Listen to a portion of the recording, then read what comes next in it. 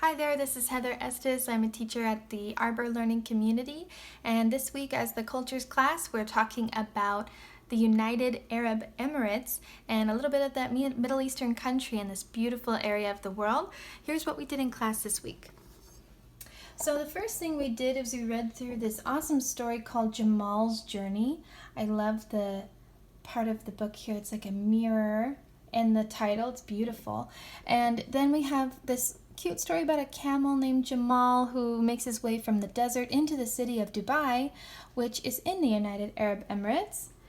And we also went through a presentation together, which we'll go through, and we took some notes together in our little bubbles here about people, things to see, food, sports, plants and animals you can find there, and then of course the flag. So some things that we can look at and remember about this culture. So let's take a look through our presentation. All right. So we have the United Arab Emirates. This is a beautiful country. Over here is going to be the water of the Persian Gulf, and then over here the country of Oman and Qatar on the other side. It is a beautiful desert, but it is desert. It's the way a desert meets the sea. So I'll leave you to check out these awesome links that would help you to learn more about the UAE, United Arab Emirates. Also kid-friendly and beautiful videos as well. Where in the world is this? This is in the Middle East, set between Asia and Africa on the Arabian Peninsula here. And then 7 different emirates or territories make up the United Arab Emirates. Abu Dhabi, which is here, Dubai, which is here. Abu Dhabi has the capital city of Abu Dhabi. There's Sharjah, Fujairah, Ajman, Ras al-Khamar, and al-Quwain. There's Oman, which is a totally separate country, which has a small piece of it here and on the edge here. There's Saudi Arabia, the Kingdom of Saudi Arabia, and Qatar on the top there as well. So it's a beautiful country that's made up of 7 different territories, or you can even say states in one way. So just like we are the United States, this is the United Arab Emirates, or United Group of territories here that become one country. Okay, and most of that is made up of beautiful desert that meets the sea, as you can see here. Okay. Going back. Let's take a look at the flag. So we saw on our flag in our notes, we added that there. We have a red bar, green, white, and black. And this is considered the pan-Arab colors, which can be seen on many flags around that area of the Arabian Peninsula. Here we moved on to people. So citizens that are living there are considered Emiratis. Just like we have Americans, they are Emiratis. So many different people from all over the world live here. This was something new to me I didn't realize. There's about 200 different nationalities living in the UAE right now. So in traditional clothing, very traditional, and this is only utterly traditional, not everyday life, but many women will continue to wear black with a scarf or shawl, maybe even a face covering as well.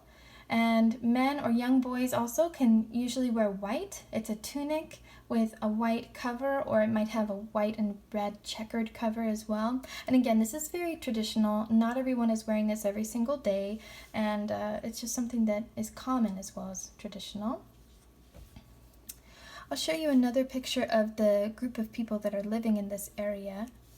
Let me go ahead and look at it this way. Here we go. So when we're looking at the different nationalities that live in this area, people themselves call them Emiratis, who live in their native area of the United Arab Emirates. But most of the people living there are from different countries entirely. So many Indian people live there. Emirati groups only make up about 11%. There's Egyptian people, people from Bangladesh, people from Pakistan, people from the Philippines. It could be Britain, it could be people from Africa, it could be people from the Americas, anywhere. So really it's made up of many groups of people and nationalities as well. The first groups of people and the culture that it really resides in this area the most is the Bedouin culture. So the Bedouins, right here it says one of the first people groups that were living in the area at the time. They are nomadic people, meaning they move around a lot. And I have some amazing videos here that are short and sweet. I'll leave you to look at those on your own. They are considered desert nomads, and they have very specific traditions about welcoming and hospitality and things like that. Some of the things to see. The Burj Khalifa, also known as the Burj Dubai. It is a very famous hotel, also known as the tallest building in the world. It has over 160 stories. It's over 2,700 feet high. It is crazy. We watched a clip here of how the people have to wash the outside windows, because even in our story of Jamal's journey, you can see how there's a really big bad sandstorm and it swallows up the area for a short time.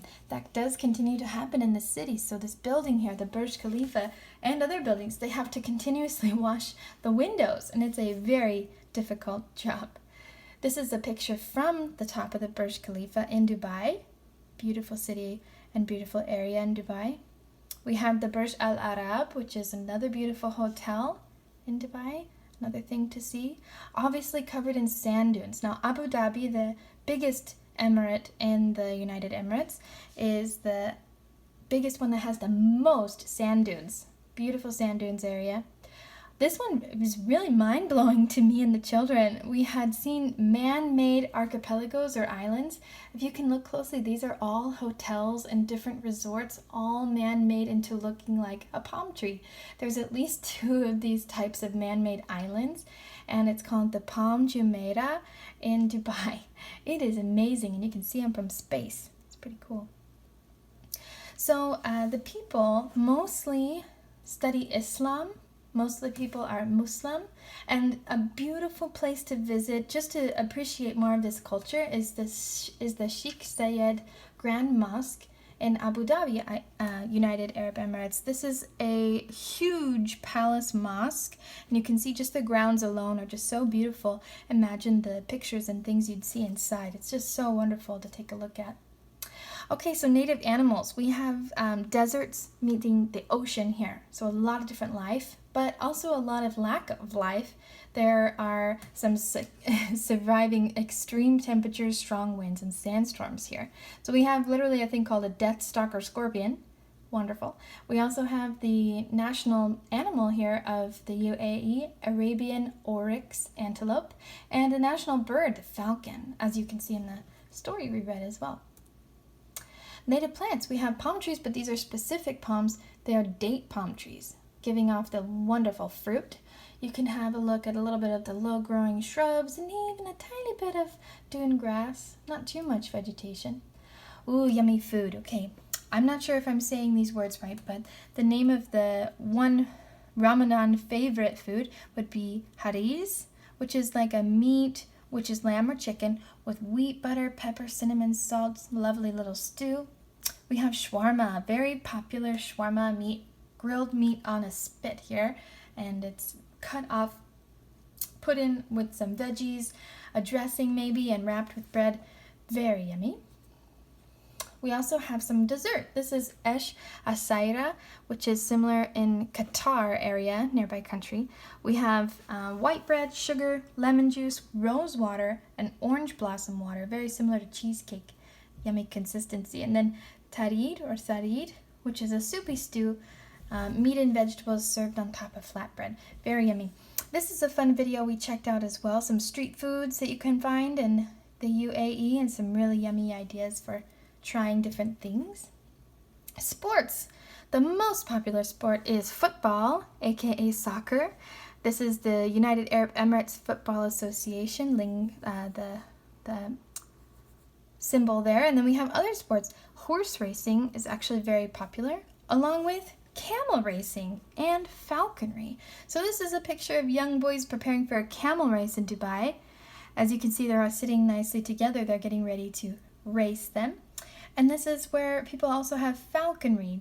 They use falcons to train them into hunting small animals in the area or using them to do sports and show and some things like that. It is banned now to have falcons hunt for you because they may want to make sure the species are all taken care of well. This is a really interesting video of how the Bedouins, the culture that's native to the area, would use falcons and keep them almost as pets, really, but helpful animals in the hunt or in the area. So in our story, we actually saw falcon, and you can see them resting on top of the camels here. Some fun things. And the native language. So the official language is Arabic, and there's an Arabic alphabet. Something cool to know, if you didn't realize this, we usually read from left to right, left to right. Arabic is written right to left, and is very tricky for us Westerners. We have a very different form of language. So if you'd like to take a video lesson here, there's some greetings. Assalamu alaikum. There's some Dinolingo, animals in Arabic. I learned that a cat is kita and a dog is kalb. And a beautiful picture to end our presentation, just like the book. Made me think just like that. Beautiful. So some beautiful desert, the native culture of the Bedouins mixed in with the very modern city and big lights, big buildings, big technology. It's a very growing and very culturalized area to be in the United Arab Emirates. Hi. So maybe someone you know is from this area, or maybe you can learn more about this on your own through an online virtual visit, or check out the links of the food and the holidays and the fun things that you can learn from this culture too. I'd encourage you to learn more. It's a beautiful world out there. Have a good night. Thank you. Bye-bye.